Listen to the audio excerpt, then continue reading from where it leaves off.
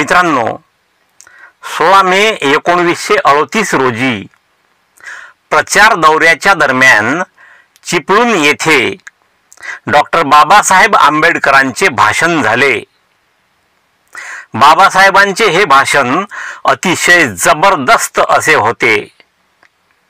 आपल्या भाषणात ते म्हणाले की काही जमीनदार भाडेकरूंना सांगतात की तुमचे आंबेडकर काय करतील बघून घेऊ।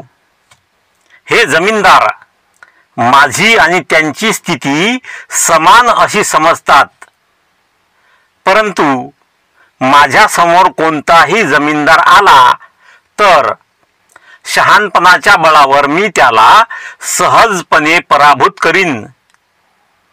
जर ते माझी तुलना त्यांच्याशी करत असतील तर मी असे म्हणेन की कुठे हिमालय आणि कुठे राखेचा ढीग। 16 मे 1946 रोजी भारतीय संविधान सभा आणि भारताचे हंगामी राष्ट्रीय सरकार स्थापनेची घोषणा करण्यात आली। मित्रांनो, हा व्हिडिओ तुम्हाला आवडला असल्यास कृपया व्हिडिओला लाईक करा, व्हिडिओ आपल्या मित्रांमध्ये शेअर करा, तुमच्या चांगल्या कमेंट्स मला पाठवा आणि पहिल्यांदाच या चॅनलला भेट दिली असल्यास कृपया या चॅनलला सबस्क्राईब करा आणि बेल आयकॉनला प्रेस करून त्याला ऑल वर सेट करून ठेवा, म्हणजे मी अपलोड केलेला प्रत्येक व्हिडिओ तुमच्यापर्यंत लवकरात लवकर पोहोचेल।